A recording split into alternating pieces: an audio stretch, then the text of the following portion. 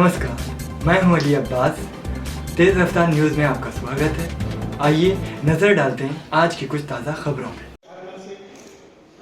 बहुत सारे प्रकल्प आज प्रचलित है, जैसे कि हिमालय परिवार है या भारत की वेबसाइट है, इजराइल फ्रेंडशिप फोरम है और बहुत सारे लिस्ट करना बहुत बड़ी हो जाएगी।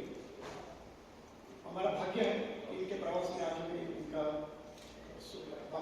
भौतिक सुनने का मौका मिला है। अब हमारे दूसरे जो महाराष्ट्र प्रांत जो राष्ट्रीय सुरक्षा जागरण मंच है, उसके जो अध्यक्ष हैं अपने पूर्व पुलिस महासंचालक महाराष्ट्र के प्रवीण शेट्टी अजय कुमार शर्मा को विनंती करता हूँ कि आप उनका फूल देकर इंद्रजीत स्वागत उनका स्वागत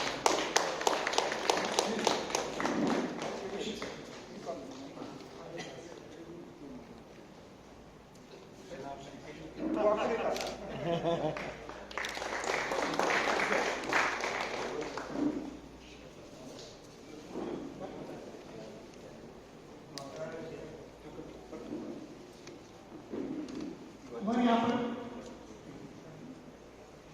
माजी महापौर मुंबई के श्री अरुण देव उपस्थित है। मैं माननीय दृष्टि को फिर से सामने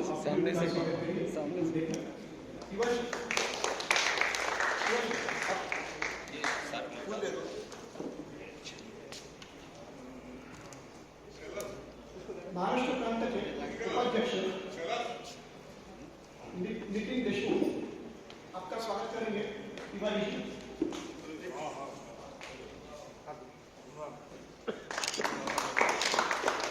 और यहाँ के जो फिल्म प्रोड्यूसर है संजय भैया जी को सभी जानते हैं, उनके बदौलत ये कार्यक्रम सक्सेसफुल हुआ। इतनी शॉर्ट नोटिस में सब आयोजन करना, मिलना, लोगों का आना, बहुत कृतज्ञतापूर्वक माननीय निर्देशक को विनंती करते हैं कि आप उनका स्वागत करें।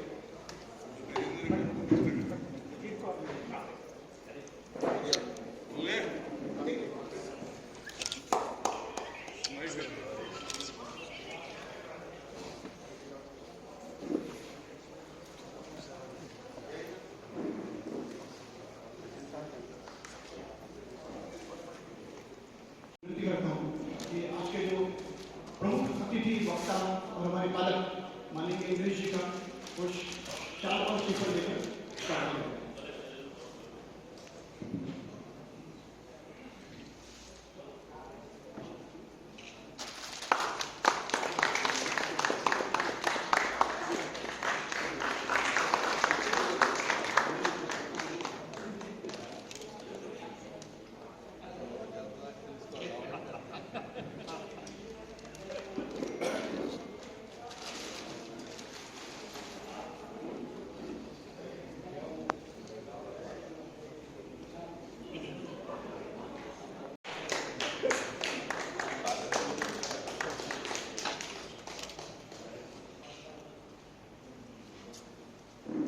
Before I switch to the main program,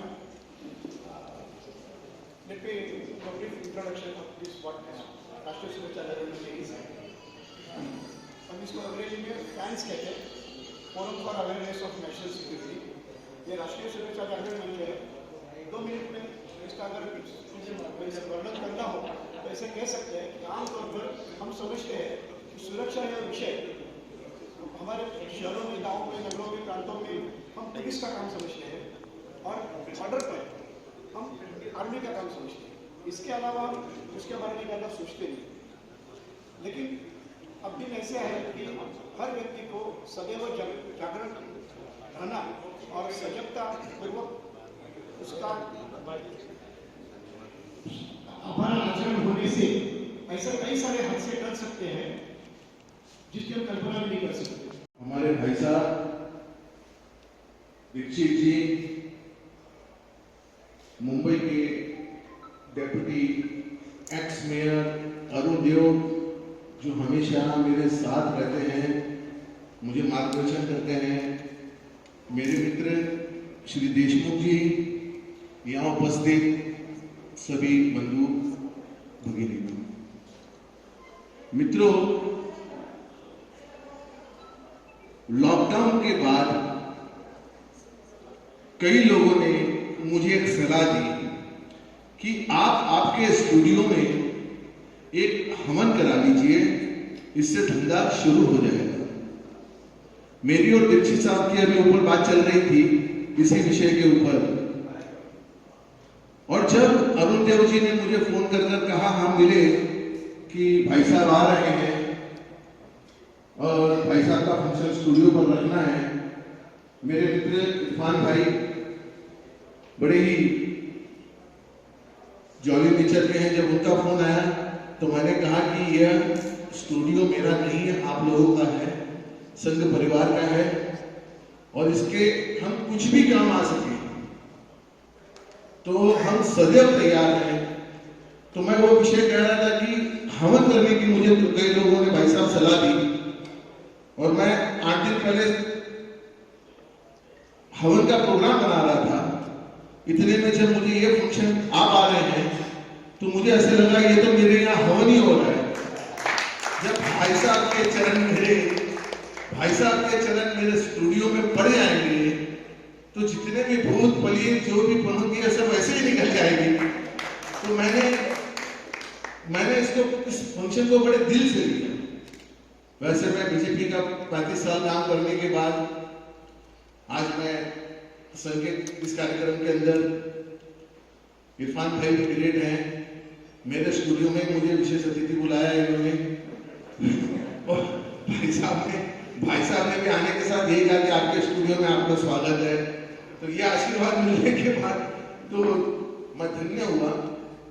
मैं एक लास्ट विषय आपके सामने रखता हूं कि भाई साहब का टारगेट लंका दहन का है, और उस लंका दहन के अंदर इनके मार्ग में अगर मैं एक पत्थर रख सकूं और वो रास्ता बनाऊं तो ये मेरा सौभाग्य होगा। भाई साहब, ये आपका स्टूडियो है, पूरे मेरी यहाँ पे आए हुए मेरे दोस्त, मेरे भाई सब आपके साथ हैं। दीक्षित साहब के आदेश के ऊपर हम काम करेंगे। वैसे मैं धंधे पे ज्यादा ध्यान देता हूँ, राजनीतिक में कम ध्यान देता हूँ। तो मैं घर से निकला तो पत्नी ने कहा, भाई साहब आ रहे हैं, कुर्ता पैजामा पहन लो।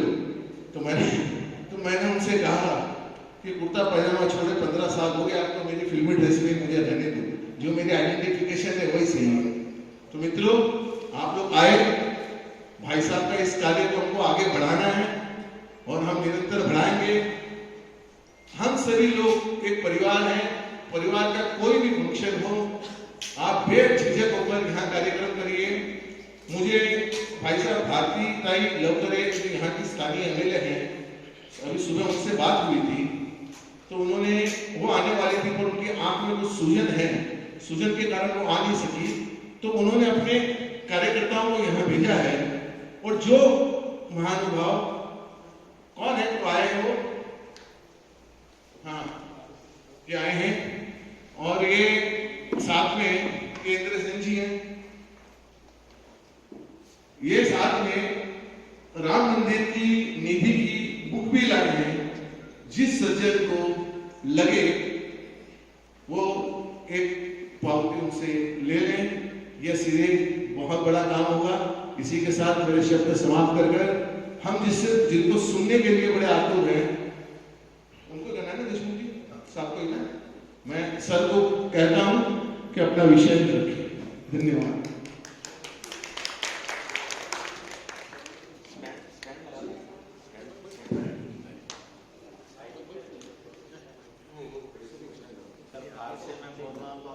कार्यक्रम है, ये अजीम अरबी शब्द नहीं है, फारसी,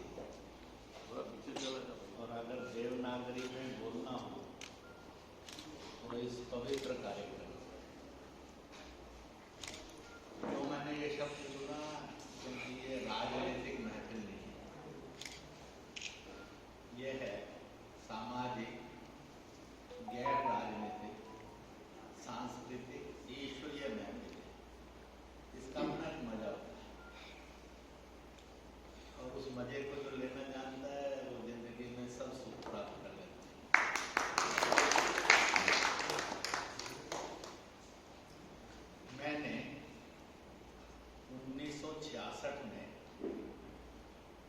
engineering college technical university Chandigarh में मैकेनिकल इंजीनियर बनने के लिए प्रवेश लिया।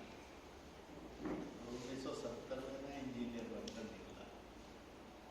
घटना 54-55 वर्ष पुरानी। एक दिन अर्धरात्रि को 12 बजे सीनियर्स ने पकड़ लिया और फंस गए।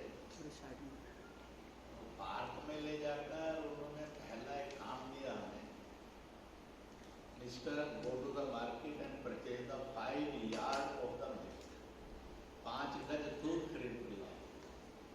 मुझे लगा कि सीनियर नहीं, मेंटल केस तो नहीं है, पर बॉस इज ऑलवेज राइट। दुनिया ने ऐसे ही सिखाया, ही कांट बी रॉन्ग। और हमसे पहले लिया था इसलिए इंटेलिजेंट भी। मुझे लगा कि हमने तो सुनने में गलती नहीं कर ली है, पर पूछना अच्छा नहीं लगा, क्योंकि कभी कभी पूछना बहुत अच्छा होता है, कभी कभी ना पूछना ज्यादा अच्छा होता है। इतने उन्होंने 1-2 स्टूडेंट्स को और डील किया।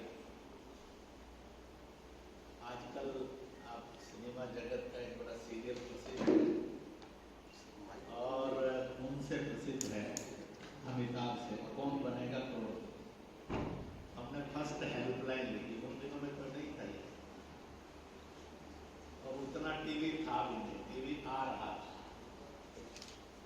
हमने कहा कि बर्तन चाहिए दूध लेने के लिए, उन्होंने कहा नो नीड, बर्तन की जरूरत नहीं है। तो हमें फर्स्ट हेल्पलाइन दी। हमने कहा कि रात को 12 बजे हलवाई को सब दुकानें बंद हैं। उन्होंने कहा हलवाई की भी कोई जरूरत नहीं। तो हमने सेकेंड हेल्पलाइन लीजिए, ये 5 गज दूर। They are more intelligent, they are more clever. उन्होंने कहा मान लिया ये 5 गज है, पर तुमने खरीदा कैसे ये बता। हम तो सोच रहे थे मान लिया तो जान छूट जाएगी, जाके सोएंगे, वो फिर फंस गए। तो जो उस समय कहानी हमें सूझी तो आपको सुना देंगे, पर्पज भी सुना देंगे। उस समय पर्पज नहीं मालूम था, पर बाद में पर्पज मालूम आ गया, हो गया। हमने कहा कि हम बाजार गए और बाजार जाने के बाद बाजार जाने की चिंता नहीं करी। मैं आपका कंसंट्रेशन के साथ साथ नापता जा रहा हूँ। अगर आप गाने गाए होंगे तो कम सुनेगा, नहीं होंगे तो पक्का सुनेगा, क्योंकि मेरी इतनी आवाज तो है कि ये ना हो तो भी सुनेगी।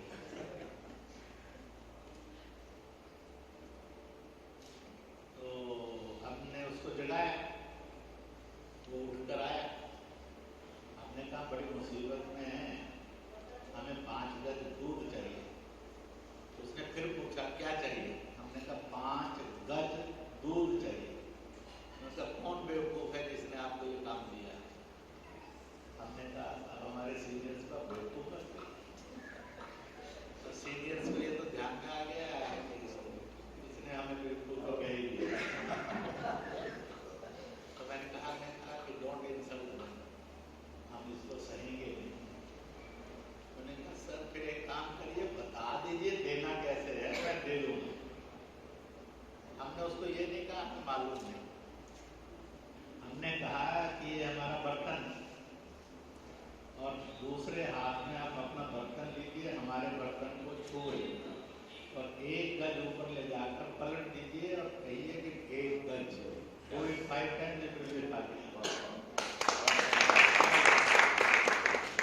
जान छूट गई, हम आकर सो गए। हमें अपनी जिंदगी की यात्रा शुरू करते हुए एक बात इस घटना में से सिद्ध हुई। हर मोड़ पर 2 तरह के प्रश्न आते हैं। परिवार चलाना हो, व्यापार चलाना हो, स्किल चलाना हो, कुछ भी करना हो, पढ़ाई करनी हो,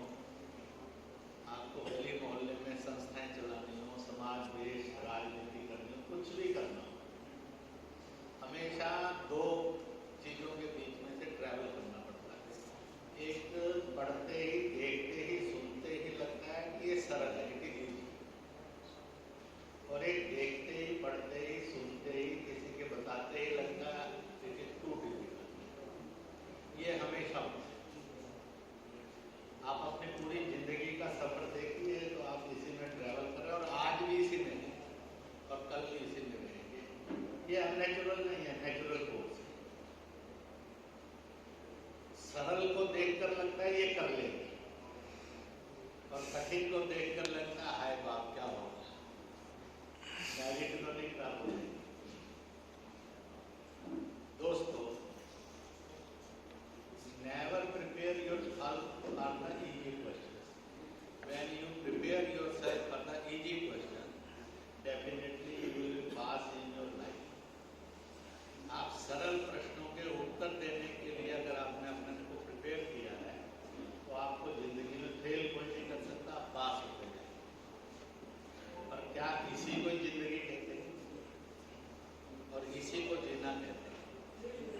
तो हम कहते हैं you prepare yourself for the toughest, challenging, dangerous position. Nobody will can stop you to be meritorious. अगर आप कठिन प्रश्नों का उत्तर देने के लिए तैयार करेंगे तो आप मेरिटोरियस होंगे, सरल प्रश्नों का उत्तर देने के लिए तैयार करेंगे तो सदा पास है। इसलिए जिंदगी जीने में मजा यही है, you prepare yourself for the maximum toughest. Challenging है, डेंजरस है, वो कहीं भी ये हो ही नहीं सकता, आप उसके लिए प्रिपेयर करिए। दुनिया में आपकी मेरिट को कोई छीन नहीं सकता, डिस्टर्ब नहीं कर सकता। आप उसी जगत के लोग हैं। पास होने के लिए जिंदगी नहीं बीती तो भी चले, और कठिन के लिए जिंदगी जी तो जीने का मजा है। इसलिए जब मैं आपके कार्यक्रम में अंदर एंटर कर रहा था तो मुझे अपनी ये घटना स्मरण हो गई। वैसे तो साधारण है, यूनिवर्सिटीज में जब बोलते जाता हूँ तो ये घटना स्मरण होती है, क्योंकि इंजीनियरिंग कॉलेज। पर आप भी एक चैलेंजिंग काम कहिए, बिजनेस कहिए, हॉबी कहिए, जो भी आपने चुना है, चुन लिया तो है या चुनी गई तो है, वट में भी। तो इसलिए बोझ बनाकर कभी मत जिए, चुनौती मानकर जिए तो बहुत मजा है। और आपकी सक्सेस स्टोरी ऑफ लाइफ को कोई दुनिया का आदमी डिस्टर्ब नहीं कर सकेगा। Definitely your life will be a story of success. इसको मैं 1970 में पास आउट होते पिताजी का सपना था, वो एग्रीकल्चरिस्ट भी थे, बिजनेसमैन भी थे, इंडस्ट्रियलिस्ट भी थे। और उस समय हरियाणा की विधानसभा में विधायक भी, बेटा आएगा तो कोई नई उद्योग लगाएंगे। बाकी लोग सोच रहे थे कि कहीं जॉब करेंगे, IAS हो। मैंने कहा दूसरी नौकरी करने में जिंदगी में कोई मजा नहीं, इसलिए नौकर बनकर जीना ताना चाह के नहीं किया, ऐसी गुलाम जिंदगी नहीं। प्रभु ने प्रारब्ध में लिखा हुआ था तो मैं सदर का प्रचारक बनता। 83 to 2000 मैं जम्मू कश्मीर में रहा, चैलेंजिंग पोजीशन। आतंकवादियों ने मेरा 3 बार अपहरण करने की कोशिश की, बहुत नालायक निकले, फिर हो गए। क्योंकि वो पास हो जाते तो ये झंझट ना मेरे नाम रहता ना आप। भाई दे फेल्ड तो वो जाते, शायद ईश्वर से ड्यूटी पर नहीं थे, शैतान से थे। शैतान कभी भी फेल होता, ईश्वर की रचना कभी फेल नहीं होती। तो मैंने उस टफ लाइफ के अंदर भी ट्रेनिंग ली। इसलिए जीवन का एक सफर बन गया था।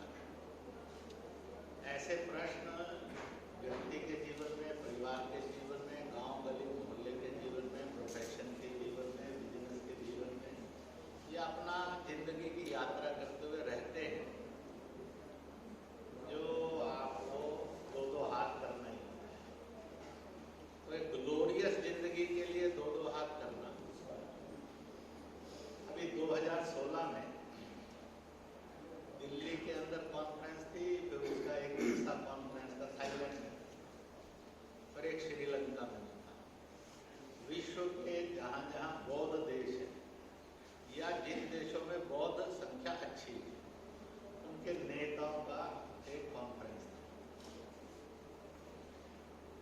मुझे उसके ओपनिंग में भी रहना था, बीच में सुनने के लिए रहना था और आखिर में मुझे प्रश्नोत्तर करते करते अपनी बात भी कहनी थी। तो अकस्मात उन्होंने निर्णय किया होगा, पहले से तैयारी थी, आप मेहमानों का स्वागत करते ही हैं। तो वहाँ उन्होंने कहा कि हमारी organisation world Buddhist leaders conference उस संस्था का हेडक्वार्टर उसका थाईलैंड, भारत में भी है उसका ऑफिस। तो उन्होंने कहा कि हमने 4-5 साल की मेहनत करके मिस्टर इंद्रेश कुमार का चयन किया है और आज हम खुशकिस्मत हैं कि हम इनको वर्ल्ड पीस लीडर अवार्ड से सुशोभित करेंगे, बौद्ध देशों के नेता। और तो उससे आगे जो बात कही वो जोरदार थी। उन्होंने कहा हमें सबने ये कहा कि अगर उनसे पूछा तो ही विल रिफ्यूज, इसलिए चुपचाप दे दीजिए, उसका बस नहीं चलेगा तो मान ही लेगा। तो उन्होंने मुझे दिया, मुझे इन्विटेशन थाईलैंड का मिला, 4 दिन में गया था उस बौद्ध देश। 2 दिन का स्पीकर पार्लियामेंट श्रीलंका वाले ने दिया था, मैं 3 दिन के लिए वहां भी गया। तो ये सब हुआ तो मैंने कहा देखो मैं आरएसएस में जाता हूँ, सनातनी हूँ, शंकराचार्य का फॉलोअर हूँ। आरएसएस पर आरोप है कि उसने गांधी जी को मरवाया और बौद्ध ये कहते हैं शंकराचार्य ने हमारा बौद्ध धर्म का बेड़ा गर्क किया। तो आपको कहीं कल अफसोस हो कि हमने गलत आदमी को दे दिया, उस समय पछताने से ज्यादा अच्छा है अभी वापस ले लो, मुझे कोई प्रॉब्लम नहीं। और ये कहते हुए मैंने अपने भाषण में बोला, मैंने कहा भारत में आदमी की पहचान उसके अलंकारों और आभूषणों से नहीं होती थी, उसके चरित्र से और आचरण से होती थी। ये तो पश्चिम अपने आचरण और चरित्र को संवार नहीं सकता था, तो उसने नई पद्धति को जन्म दिया दुनिया में। इसलिए आदमी का श्रृंगार करो और उस श्रृंगार से सिद्ध करो कि बहुत बड़ा आदमी। परंतु भारत में ये परंपरा नहीं थी।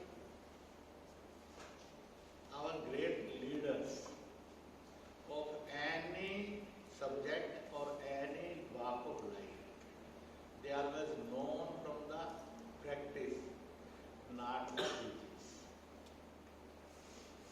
They are known for their character, not by their ये जो पद में लगे होते हैं इनसे। ये भारत था, आज नहीं है, ये भी पता है। तो इसलिए मैंने उनको कहा था जब आपको लगे, मुझे कोई परेशानी नहीं होगी, आपने ये अलंकार लगाया है, मैं आपको धन्यवाद करता हूँ।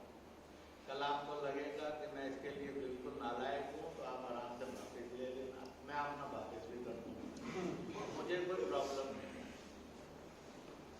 मैंने ये 2-3 संस्मरण कथा में से, इसलिए जीवन कथा में से स्मरण की। ऐसी अनेक घटनाएं हैं जो मेरे जीवन की गाइडलाइंस है और उन गाइडलाइंस में से जीवन आगे चलता है और बढ़ता है, क्योंकि आदमी को अपना जीना तो तय करना पड़ता है। नेताजी सुभाष चंद्र बोस ने नारा दिया था, तुम मुझे खून दो मैं तुम्हें आजादी दूंगा। और तिलक ने महाराष्ट्र से नारा लगाया था अनेक वर्ष पूर्व, स्वतंत्रता हमारा जन्मसिद्ध अधिकार। इन्होंने ये भी कहा रोटी कपड़ा मकान शिक्षा और विकास हमारा जन्मसिद्ध अधिकार है। और इन्होंने ये भी नहीं कहा कि खून दो मैं तुम्हें बदले में रोटी कपड़ा मकान और के साथ साथ रोजगार भी दूंगा और शिक्षा भी दूंगा, तुम्हारा जीवन सुखी है। Why they have not said that? तो में अंतर है, स्वतंत्रता, स्वाभिमान और सुरक्षा, इसकी बेसिक नीड रक्त है। शिक्षा और विकास की बेसिक नीड श्रम है। दोनों समान नहीं है, बहुत अंतर है। श्रम करके आदमी कमा सकता है, रक्त देकर स्वतंत्रता का रक्षण कर सकता है। अगर रक्त नहीं दिया तो गुलाम बनना पड़ेगा, श्रम कितना भी क्यों ना हो। रोटी तो होगी, कोठी भी होगी, कोई राय बहादुर का खिताब भी हो, जिंदगी के अंदर स्वतंत्रता, स्वाभिमान और सम्मान नहीं होगा, ये कहीं ना कहीं पूरी तरह से आहत और कुचला जाएगा। जी तो दोनों को ही सकता है। आखिरकार जब हम गुलाम थे तो हमने उसको भी जिया ही, और कईयों को पसंद नहीं था उसको जीना, उनको लोगों ने great heroes of the nation and human values माने। जिनको वो जीना पसंद था वो सारे के सारे डस्टबिन में डाल दिए, उनको कोई स्मरण करने की फुर्सत किसी के पास नहीं। टोटल सम यही लिखा है। तो इसलिए रास्ते सारे कोई रोक नहीं सकता है सब रास्तों। इसलिए कौन से लाइफस्टाइल से जीना है वो आदमी को तय करना पड़ता है। इसलिए कहते हैं माँ और मातृभूमि, इससे कभी कॉम्प्रोमाइज नहीं किया जाता। इससे कॉम्प्रोमाइज करोगे तो अपमानित होगे। माँ से कॉम्प्रोमाइज किया, मातृभूमि से कॉम्प्रोमाइज किया तो गुलाम हो। इसलिए ये अनकॉम्प्रोमाइजिंग है, इसके लिए संघर्ष किया जाता है और बलिदान दिया जाता है। जब माँ के लिए आप संघर्ष करेंगे तो सम्मान प्राप्त करेंगे। जब मातृभूमि के लिए संघर्ष करके बलिदान के रास्ते पर जाएंगे तो दुनिया आपको सैल्यूट करेगी। जय हिंद। Nobody can stop it. इसलिए मेरे से किसी ने पूछा था कि what is your opinion about Subhash and Pandit Jawaharlal Nehru. मैंने कहा सुभाष माँ और मातृभूमि के बारे में अनकॉम्प्रोमाइजिंग थे, इसलिए उसकी कीमत देने जाते हैं। पंडित जी इसके लिए मोस्ट कॉम्प्रोमाइजिंग थे, इसलिए उन्होंने भारत का विभाजन करवा दिया। और एक सच है, फिल्म जगत ने उसको कैसे जीना ये उसने सोचा।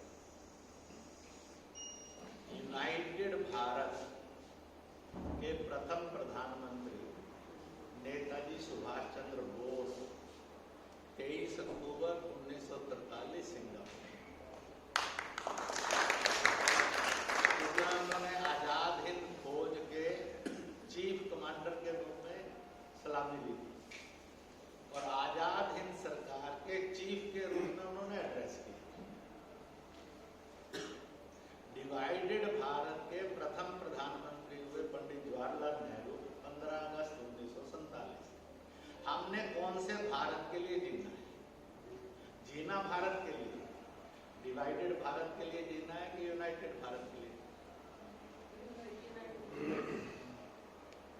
तो कहीं ना कहीं बच्चे से लेकर बुजुर्ग में इतना इंफ्यूजन तो होना चाहिए, उसमें इतनी बात तो स्पार्क करनी चाहिए। उसको कौन सा भारत जीना है? यूनाइटेड भारत जीना है, रिस्पेक्टेड भारत जीना है, स्वावलंबी और स्वाभिमानी भारत जीना है। बाकी तो जी तो लेंगे। तो इसलिए ये एक सोचने के लिए संदर्भ हमेशा रहे और उसको सोचने से ध्यान में आए। अब देखो वर्तमान में आओ, एक कोविड-19, अब वो मैं मुंबई के टूर पर आया तो कल से लेकर, और मैंने अब तो मोबाइल देखना बंद किया हुआ है कुछ घंटे से, नहीं तो एक ही मैसेज आ रहा है हिंदुस्तान से और बाहर से कि मुंबई में बहुत ज़्यादा फिर से बढ़ गया है, जल्दी से जल्दी अपने कार्यक्रम छोड़कर या कम करके वापस आइए। अब वो सहानुभूति में प्यार रखते, इज्जत करते हैं, इसलिए they are delivering their messages, वो अपना संदेश, अपनी भावनाएं दे रहे हैं। मैंने कहा जो वहीं रह रहे हैं उनका क्या हो? उसका उत्तर उनके पास नहीं। तो मैंने कहा जो रह ही वहां रहे हैं और जा ही नहीं सकते, जाएंगे भी तो कहाँ जाएंगे?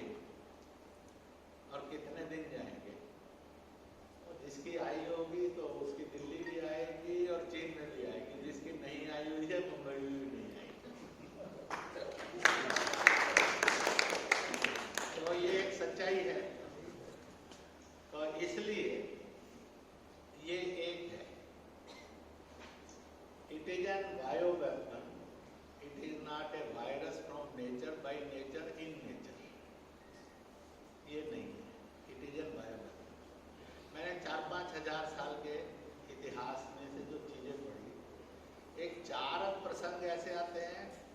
सबसे पहले यूनान के एक राजा ने बायो वेपन का इस्तेमाल किया था इन यूनान। मायन कल्चर सिविलाइजेशन में आता है कि वहाँ के राजा ने किया। ऐसे 4-5 प्रसंग आते हैं जब बायो वेपन का किसी सिविलाइजेशन ने अपनी कंट्री में उपयोग किया और पूरे विश्व के लिए बायो वेपन पहली बार प्रिपेयर किया और यूज। मेड इन चाइना है, मेड बाई चाइनीज। और साहब उसने चलाया, करोड़ों संक्रमित हो गए, लाखों मर गए, सारा विश्व असहाय। मैं और आप भी गिनती कर सकते हैं, बाकी तो कुछ नहीं। क्योंकि तोप नहीं है, बंदूक नहीं है, गन नहीं है, तलवार नहीं है, रक्त बह रहा है, आदमी दम तोड़ रहा है, अखबार गिनती करके बता रहे हैं और मैं आप कह रहे हैं सरकार बेड़ा गर्म, जरा बच के रहो। तो मैं और आप गाली गलौज कर रहे हैं और चीन आराम से बिना चेहरे पर शिकन के साथ जिंदा है। कोई चेहरे पर उसके शौक नहीं है, अफसोस नहीं। इतना भयानक और क्रूर है कि 1.5 साल हो गया उसने अभी तक विश्व को सॉरी सर भी नहीं कहा। यानी लीस्ट ऑफ ह्यूमन वैल्यूज भी उसने प्रकट की।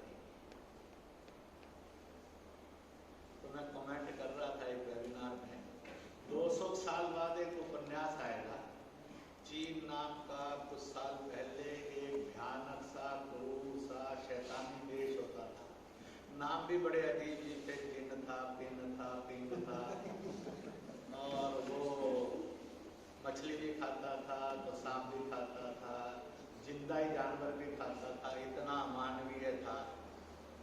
उसने वेपन बनाया जिससे लाखों लोग बेकार गया वो दुनिया के। ये दुनिया के इस इतिहास ने जन्म ले लिया, स्थापित हो गया, ये होगा ही।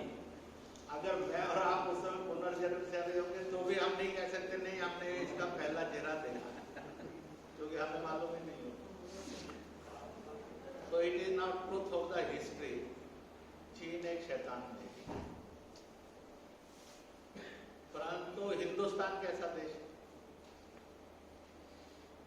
जब वैक्सीन नहीं निकली थी और पूरी मेडिकल साइंस त्राही त्राही कर रही थी क्या होगा, total medical science of the world fail, तो भारत आ गया है। उसके बाद क्या था? योग था, प्राकृतिक चिकित्सा थी, कपड़े का मास्क आ गया था। प्रधानमंत्री ने कहते हैं जिसने की शर्म उसके फूटे करम, प्रधानमंत्री ने कपड़ा ऐसे मुंह के आगे किया, एक नई चीज इजाद हो, और आज वही सबसे बड़ी दुनिया की मार्केट हो गई। अब प्रधानमंत्री अगर शर्म लेते मैं तो प्रधानमंत्री स्टेटस का क्या होगा, तो मास्क इंडस्ट्री नहीं आती। उन्होंने एक अपने जीवन के उदाहरण के द्वारा लाखों लोगों को रोजगार दे दिया इस मुसीबत में। समझना चाहो तो समझने के लिए, मजाक करना चाहो तो मजाक नहीं। जो लाल किले पर इस बार भी 15 अगस्त को आए तो मुंह पर वही था, सामने की ऑडियंस, दुनिया की प्रतिष्ठित ऑडियंस सब बहुत बढ़िया बढ़िया, जानदार, शानदार, दमदार, चमकदार मास्क पहने हुए। They are for their dignity. He is for the human value. इतना ही तो अंतर था ना दोनों। उन दोनों को प्रस्तुत होने का तरीका बदल दिया। किसी ने आज तक टिप्पणी की बड़ा कैसा अजीब प्रधानमंत्री है, इतनी भी अकल नहीं है, मास्क देखा नहीं बढ़िया, टोपी के साथ, कुर्ते पजामे के साथ मिलता, मैचिंग लेता तो कमाल हो जाता। आजकल घर की महिलाएं आपके लिए एक संकट तो है, मैचिंग चाहिए, तो संकट नहीं है, स्वाभाविक फैशन के लिए। तो उनको किसी ने नहीं कहा अपने शर्म क्या काम है, एनीबॉडी सेड, कहते हैं किसी की शर्म उसके छोटे, तो बेशर्म भी नहीं होना चाहिए, हो गया। तो भारत का योग था, प्राकृतिक चिकित्सा, आड़े थे, मास्क था, सैनिटाइजर था, फिजिकल सोशल डिस्टेंसिंग, ऐसी जो होम्योपैथी, आयुर्वेद, यूनानी की बटिया हमने दुनिया के 130 देशों को दी। भारत में व्यापार नहीं किया।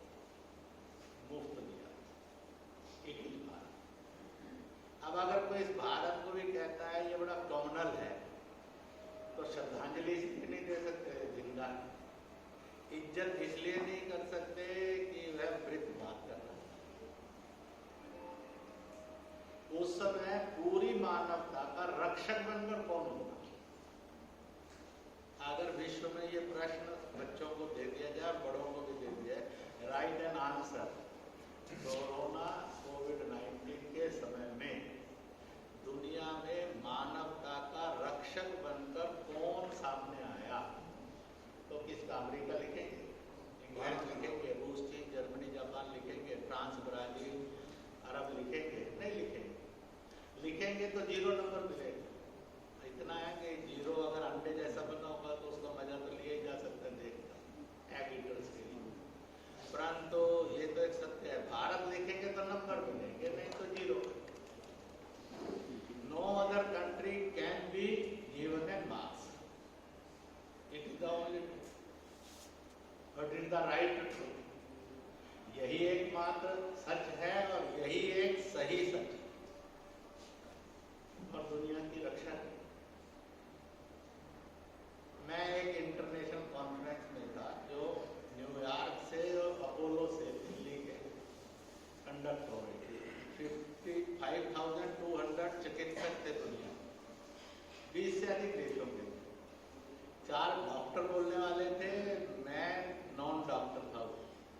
तो मुझे एक सोशल थिंकिंग, कल्चरल थिंकिंग के रूप में बोलना था। मैंने कहा total science will fail in the world, क्योंकि it is an bio weapon. ये बायो वेपन मानेंगे तो आपको दवाई मिलेगी। अगर आप इसको virus in nature, by nature, from nature मानेंगे तो आप दवाई नहीं ढूंढ सकते। मेरा रिक्वेस्ट है आप सबसे, take it as an bio weapon, तो इसका इलाज हो जाएगा। DRDO वाले, ICMR वाले भी उसमें थे।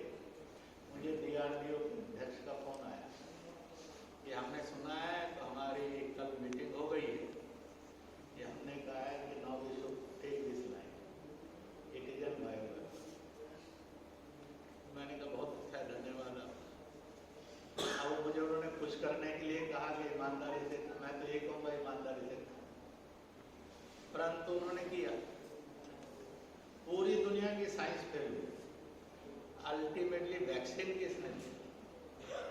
मेडिकल साइंस में दुनिया में बहुत पिछड़े दर्जे का देश, जब उसकी सूची को घोषित करेगा तो सूची में उसका पता नहीं 55वां नंबर आएगा कि 155वां आएगा। हमें लगेगा हम बड़े बदकिस्मत। इस बदकिस्मत देश नहीं तो दुनिया को लड़ दिया। इसका मतलब है कि जो सर्वे करते हैं दे आर राइट और दे आर रॉन्ग। पर ये सोचने का और प्रश्न करने का साहस है कि नहीं? इसलिए मैं कहा करता हूं, कभी कभी सत्यों को सिनेमा जगत बहुत अच्छा प्रस्तुत कर सकता है। अब एक गाना था ना, है प्रीत यहाँ की रीत सदा गाता हूँ, मैं भारत का रहने वाला हूँ, भारत की बात। अब देखो वो तो ना तो वैज्ञानिक, ना चिकित्सक, ना ही दुनिया के अंदर उसको बुद्धिजीवी माना जाता है। उसने अपने गाने में कहा हमने दुनिया को 0 दिया। किसी ने आज तक प्रश्न किया ओए वो कौन होता है ये बताने वाला कि भारत ने दुनिया को 0 दिया? Anybody ask? उसने कहा हमने डेसिमल दिया है दुनिया को, मान लिया उसने। तो अगर एक सिनेमा अपने गाने से इस सत्य को प्रतिष्ठित कर सकता है गाने में, तो कितने ही सत्य हैं जो हम प्रतिष्ठित कर सकते हैं, क्योंकि वो सत्य हमारे पास ही और किसी के पास है ही।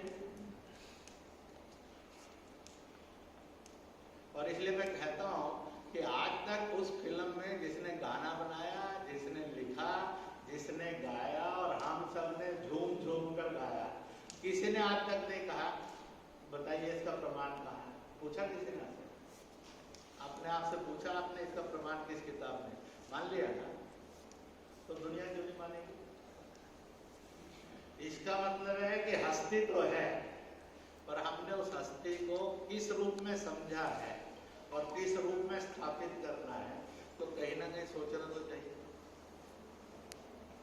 और बहुत अच्छा गाना है, लोग झूम झूम कर गाते हैं। नौजवान से नौजवान भी थिरकता है, उसको ये नहीं लगता है कि ये क्या फालतू गाना है। भारत ने दशमलव दिया, प्रमाण तो है, किताब कौन सी है जिससे लिया गया? आज तक पूरी नॉनसेंस नहीं निकला जिसने इसका प्रमाण दिया। It is your strength, it is your power. इसलिए अपने पावर को पहचानोगे तो इनकलाब ला सकते हो, नहीं पहचानोगे जो चल रहा है वो चलेगा, पर जो चल रहा है उसमें मजा नहीं। और क्या चलना चाहिए, कहीं ना कहीं सीधे जगत के अपने आचरण की, प्रैक्टिस की, बिजनेस की कुछ प्रॉब्लम है जो डील करनी चाहिए, परंतु इसके अतिरिक्त मिशन की भी कुछ प्रॉब्लम्स हैं जिन पर आज तक सीधे जगत का एक भी वर्कशॉप नहीं। सीधे जगत का मिशन क्या है, सोशल मिशन क्या है, पॉलिटिकल मिशन क्या है, कल्चरल मिशन क्या है, रिलीजियस मिशन क्या है, इस पर भी तो विचार कभी तो करना चाहिए। फॉर व्हाट फिल्म बनाएंगे तो इसका मैसेज क्या देना है।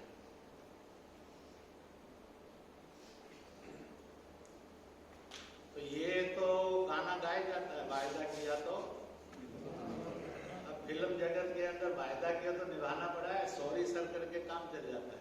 अब आदमी को लगता है भगवान से भी वायदा करके सॉरी सर कर ले, लड़के लड़की का सॉरी सर चल जाएगा, वो जरूरी है, पर भगवान जैसे संकल्प किया, देश से किया, उसमें सॉरी सर नहीं चलेगा, बेड़ा गर्क हो जाएगा, गड़बड़ करेगा।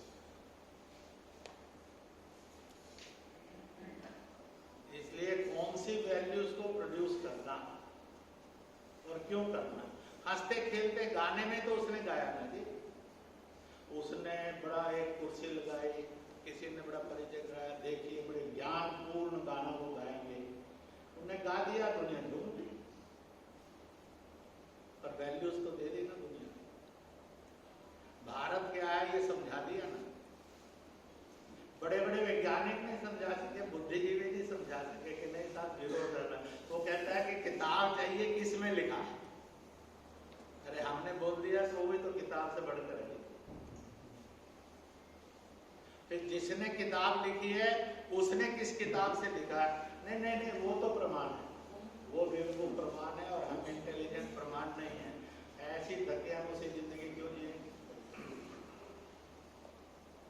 टाइनिक सैड प्रमाण है, तिलक सैड, इसके लिए प्रमाण चाहिए। What is this nonsense. तो इसलिए कहीं ना कहीं इस तरह की चीजों को भी अब सोचने की तो जरूरत है, क्योंकि ये एक ऐसा जगत है जो रोल प्ले कर रहा है, पर इसकी डायरेक्शंस कौन सी है रोल प्ले करने की, ना इसको मालूम है टोटल सब में, ना हिंदुस्तान को मालूम है, ना दुनिया को मालूम। कहा जा सके कि इस चीज को इस समय सिनेमा जगत ने इंट्रोड्यूस किया। मान लो हमें इस देश के अंदर छुआछूत है, तो सिनेमा जगत का एक टारगेट है छुआछूत मुक्त भारत को प्रतिष्ठित करेंगे और स्थापित करेंगे। मजा तो है ना जी।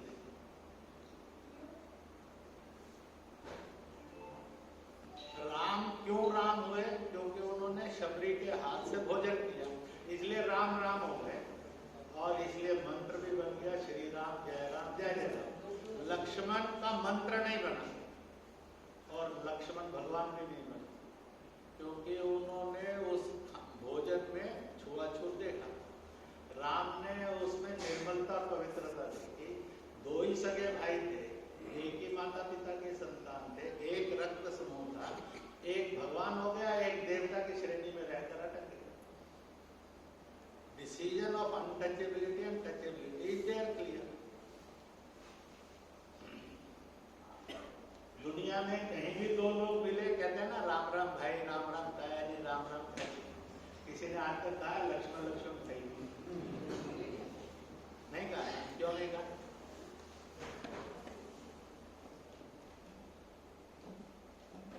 तो क्यों नहीं कहा वो मैंने थोड़ा सा संदेश दिया। तो फिर युग ने कौन सा होना चाहिए, राम राम भाई जी वाला होना चाहिए। मीन्स कास्ट इज देयर पर कास्टिज्म इज नॉट देयर। तो ऐसी कितनी फिल्में हो सकती हैं जो कास्टलेस सोसाइटी को डेवलप करने में रोल प्ले कर सकती है। आज देश के अंदर मजहब नहीं सिखाता, आपस में बैठ कर ये सारा नारा लगाते हैं, पर आप मजहब के नाम से सबसे ज्यादा झगड़े होते हैं। कल मैं से क्या बेनिफिट होता है, क्या कहना चाहेंगे इस बारे में आप?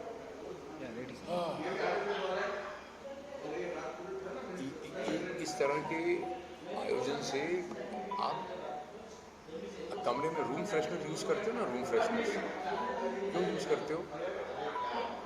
वो हो सकता है कि लॉन्ग रन में आपको रूम फ्रेशनर जो है फ़ायदा ना दे, हो सकता है।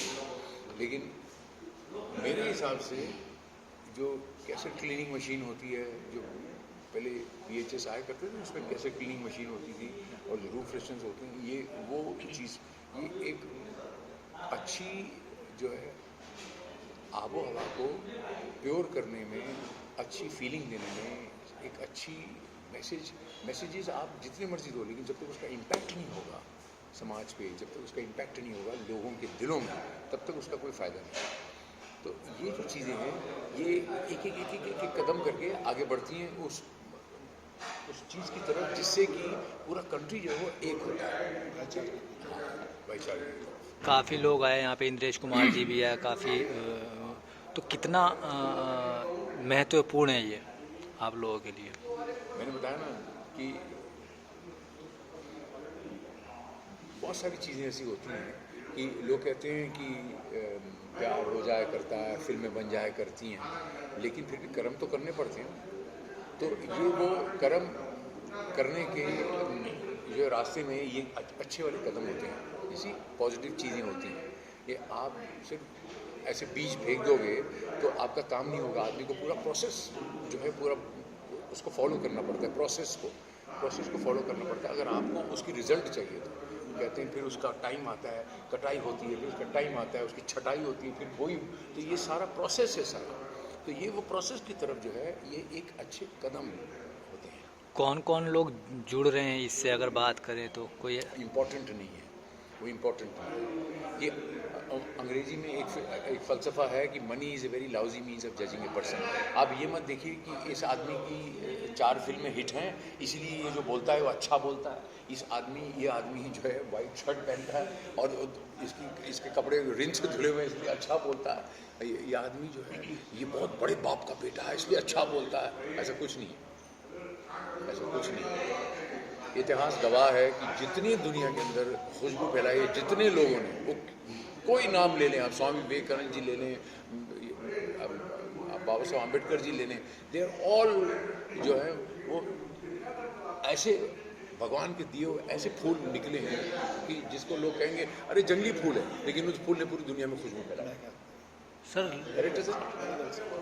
सर लोगों का जुड़ना तो स्वाभाविक है, जब ये खुला है तो फिर भी किन किन लोगों को जोड़ने की कोशिश की है कुछ, या खुद वो लोग आ रहे हैं जुड़ रहे हैं? मैंने बताया ना, उन्हीं लोगों को जुड़ना चाहिए या उन्हीं लोगों को हमें एक्सपेक्ट करना चाहिए जो लोग ऐसी खुशबू फैलाएं कि जो खुशबू को हम फ्रेग्रेंस बोलें, स्मेल ना बोलें, बदबू ना बोलें।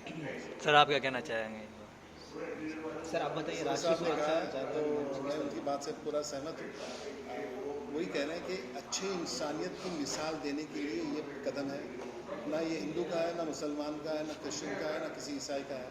ये जो धर्म को लेके जो वातावरण खराब हुआ है उसको अच्छा बनाने के लिए, जिसे इन्होंने कहा कि खुशबू फैलानी चाहिए, ये वो काम है। और इसमें सभी धर्म के लोग जुड़े हुए हैं। आप ये मत समझिए कि इसमें सिर्फ हिंदू है या इसमें कोई और मज़हब के लोग हैं, इसमें मुसलमान लोग भी शामिल है। क्यों कि जैसे उनकी सोच क्या है कि इस मंदिर को बनने में एक मुसलमान भी ये कह सकता है कि हिंदू मज़हब के लोगों पे हमारा भी कंट्रीब्यूशन रहा है, जैसे एक दूसरे मज़हब का इंसान भी कह सकता है कि हमारा भी कंट्रीब्यूशन रहा है। तो इन चीज़ों को एकता में लाने के लिए ये बहुत अच्छा कदम है, जो सिनेमा के लोग मिल के भी इसमें कंट्रीब्यूशन कर रहे हैं। अरे माता वैष्णो देवी जाता हूँ, सॉरी मैं आपको याद नहीं प्लीज़। माता वैष्णो देवी मैं दर्शन करने 16 बार गया हूँ। जितने पिट्ठू हैं जो सामान उठा के हमारे जाते हैं, हमें सामान बच्चों को उठा के लेके जाते हैं, दे आर ऑल वहाँ के लोकल दे आर लोग मोमेडियंस हैं। कभी नहीं किसी कौन जाते हैं? कुछ नहीं जी, वो सारे जो है लगा के अपना पहाड़ चढ़ने वाले लोग हैं, वहाँ के लोकल लोग हैं। दे आर ऑल जो है दे आर ऑल मतलब डिफरेंट कम्युनिटीज़ के हैं। हम उन्हें कश्मीरी कह लें, बट है तो हिंदुस्तानी सारे। और पूरा बचपन गया हूँ, तो इसीलिए व्हाट आई फील इज कि धर्म से किसी इंसान को तराजू से मत तोलो, धर्म के तराजू मत तोलो। मैं ये सिंपल फीलिंग है मेरी। बॉलीवुड तो अभी शुरू हुआ है, धर्म जो चीज है वो अगर आप पाक बोलते हो तो पाक चीज को कहाँ रखते हो? सड़क पे रखते हो? नहीं रखते हो, नहीं रखते हो ना, घर पे रखते हो। डायमंड को अपने लॉकर में क्यों रखते हो? रोड पे रखो।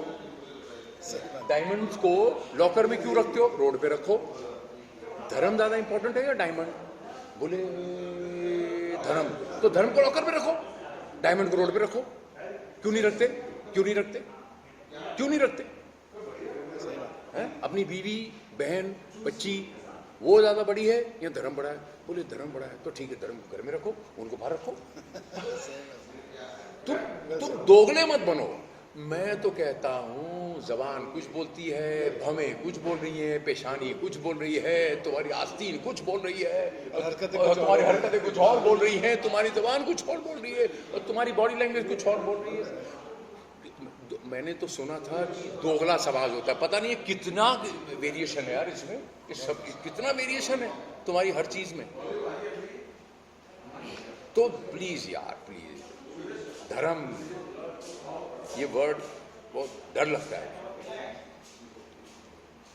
क्या हो तुम? पहले बताओ क्या हो तुम? मैं बोलते आप कहाँ के हो? मैं बोला मैं तो वहाँ का हूँ, मैं तो यहाँ का हूँ। बोले वहाँ के हो, यहाँ के हो? मैं हिंदुस्तान का हूँ। नहीं, हिंदुस्तान के तो हो, लेकिन हिंदुस्तान में कहाँ से हो? हिंदुस्तान में तो हिंदुस्तान का ही हूँ। बोले नहीं, हिंदुस्तान के तो हो, लेकिन आप पंजाबी बोलते हो तो कहाँ के हो? बोले पंजाबी तो साला पूरा नॉर्थ बोलता है। Thank you very much. ये देखो, बताइए, कंटिन्यूअस बातें बड़ा पाँव खाते, ये देखिए कंटिन्यूअस बताइए, ये देखिए, बड़ी बड़ी बातें बड़ा पाँव खाते। कहाँ के हो? बोले वहाँ का हूँ। वहाँ कहाँ के हो? अच्छा उधर के हो, बाल्टिक स्टेट के हो, ऊपर के हो, पीओके के हो, एसओके के हो? यार सीधी तरह बोलो ना मैं हिंदुस्तान का हूँ। अरे नहीं, आप तो तमिल बोलते हो, तो जरूर साउथ के होगे। क्यों भाई, तमिल नॉर्थ वाला नहीं बोल सकता? नहीं, वो साउथ में बोलते हैं, क्योंकि वो ऐसी वाली भाषा है, उसकी लिपि ये है, वो इस तरह से होती है, उसके ज़्यादातर लोग वहीं पाए जाते हैं। तो मतलब क्या हुआ, हम लोग स्पीशीज़ हुए ना, कि इस तरह के ऑक्स जो हैं ये सिर्फ ओमान में पाए जाते हैं, ये ऑक्स हैं, ये कंगारू हैं, ये सिर्फ ऑस्ट्रेलिया में पाए जाते हैं। तो आप क्या हो? हम क्या हैं? हम हिंदुस्तानी हैं, बस। बोले कहाँ, कौन हो? हिंदुस्तानी हो। बाहर जाओ तो सिर्फ हिंदुस्तानी बन के जाने जाओ, ये जज्बा आना बहुत जरूरी है, और कुछ ना जाने जाओ। बोले कहाँ से हो? कौन हो? हिंदुस्तानी हो। देखो फिर क्या मजा, देखो फिर आपको कोई ऐसे तोड़ के दिखा दे, तोड़ के दिखा दे। Thank you sir, thank you so much. That's it, thank you very much, जय हिंद। राष्ट्रीय सुरक्षा जागरण मंच क्या कहना चाहेंगे सर? राष्ट्रीय जागरण मंच एक ऐसा मंच है जो भटके हुए लोगों को, जो हिंदुस्तान में जो भटके हुए लोग हैं, दिमाग के जो भटके हुए लोग हैं, उनको जोड़ने का कार्य देशमुख जी, भाई साहब की टीम, सारी टीमों ने मिलकर एक बीड़ा उठाया है। और उसका एक छोटा सा सैनिक, बजरंग बली की टीम का एक छोटा सा बंदर, वो मैं हूँ। और जहाँ भाई साहब कहेंगे, जहाँ देशमुख जी कहेंगे, वहाँ हम हमारा पत्थर रखने तैयार हैं। हमें राजनीतिक से कोई लेना देना नहीं, हम राजनीतिक से बहुत दूर हैं, पर संघ का कार्य जहाँ भी होगा और जो भी कंट्रीब्यूशन होगा, हम दिलो जान से करते हैं, करते आएंगे। इंद्रेश कुमार जी आ जाए यहाँ पे, तो क्या एडवाइस दे के गए या क्या कुछ बोल के गए, कुछ कहना चाहेंगे? इंद्रेश जी, भाई साहब ने तो 1.5 घंटे जो बात कही, अगर उसमें से अगर यहाँ बैठे हुए 100 लोगों में से अगर उनकी 10% बात भी अगर दिमाग में बिठा लेंगे, तो हमारा देश भलाई के रास्ते पर निश्चित जाएगा। और जो प्रगति हो रही है देश की, उस प्रगति को 4 चांद लगेंगे, ऐसा मेरा कहना है। सर आप क्या कहना चाहेंगे?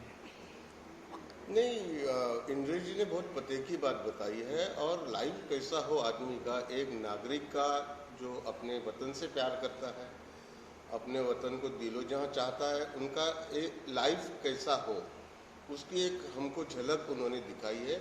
अगर उनके लाइन पे चले, जैसे संजय जी ने बताया अभी कि 100 तो नहीं 50 लोग आए थे यहाँ पे, क्योंकि कोविड का ये है, थोड़ा प्रॉब्लम है, तो हमने 50 लोगों को इनवाइट किया था। तो इनमें से कुछ 15-20 लोग ही फॉलो कर ले, 20% ये जीवन की जो शैली बताई इंद्रेश जी ने, तो ये देश की ना ग्रेविटी फिक्स हो जाएगी। हर एक देखो, ये यूनिवर्स जो घूम रहा है पूरे आसमान में, जितनी अपने यहाँ वैक्यूम है ऊपर में, जो ये यूनिवर्स घूम रहा है उसका एक ही है। हर एक सूरज को अपनी ग्रेविटी, जैसा पृथ्वी सूरज के इर्द गिर्द घूमती है, चांद पृथ्वी के इर्द गिर्द घूमता है, वैसा हमारी ग्रेविटी कहीं फिक्स हो गई एक प्रिंसिपल पे, तो हम हमारे देश को बहुत उन्नति के रास्ते से लेके जा सकते हैं। और ये तय है, और ये एक दिन होगा। फिर वो स्वर्ण युग जो बोलते हैं, या यहाँ पे शहद की, दूध की नदियाँ बहती थी, ऐसा जो पुराणों में अपने हिंदुस्तान का, इंडिया का, भारत का वर्णन है, वो एक दिन जरूर होगा। साइंस भी अपनी तरह से प्रगति कर रहा है, और हमारे को ऐसा प्रधानमंत्री मिला है कि जो तरक्की के रास्ते पे हमको लेके जा रहा है। मेन मोटिव क्या है इस मंच का? किन कैसे कैसे लोगों को जोड़ना है, किन लोगों को जोड़ना है? हम माइनॉरिटीज फिल्म इंडस्ट्रीज के उन लोगों को जोड़ने का प्रयास कर रहे हैं। जैसे कि इंद्रेश भाई साहब ने बताया कि फिल्म में कोई मैसेज होना चाहिए, एक अच्छा पॉजिटिव मैसेज देश के लिए जाए। और उन्होंने एक स्पष्ट शब्दों में कहा कि जो लोग भारत के खिलाफ हैं, भारत में रहकर या तो वो सुधर जाएं या हम उन्हें सुधार देंगे। तो ये मंच जो है वो सुधारने के लिए है? बिल्कुल, सुधारने के लिए, समझाने के लिए, देश को देशभक्ति और भटके लोगों को सही रास्ता दिखाने के लिए है। तो कौन कौन लोग जुड़ चुके हैं इस मंच से अगर बात करें? आप संघ के कई करोड़ों समय सेवक इससे जुड़े हुए हैं, और जो लोग संघ से प्रेरित हैं वो तो हमारे साथ जुड़ते ही हैं। पॉलिटिकल कुछ? ये पॉलिटिकल मंच ही नहीं है, हमने किसी पॉलिटिकल ऑर्गेनाइजेशन आरएसएस नहीं। कुछ लोग जैसे अगर पॉलिटिकल जुड़ना चाहें इस मंच से, तो उनको पॉलिटिकल लोग जुड़ सकते हैं, लेकिन पॉलिटिक्स दरवाजे पे छोड़ के अगर अंदर आए तो हर इंसान के लिए यहाँ पर वेलकम है। वो हिंदू हो, मुसलमान हो, सिख हो, ईसाई हो, कोई भी धर्म का हो, कांग्रेसी हो, शिव सैनिक हो, अगर संघ की लॉजिक को वो समझता है, उसकी विचारधारा को वो समझता है, तो उसका हम स्वागत करते हैं। Thank you so much. धन्यवाद जी, बहुत बहुत।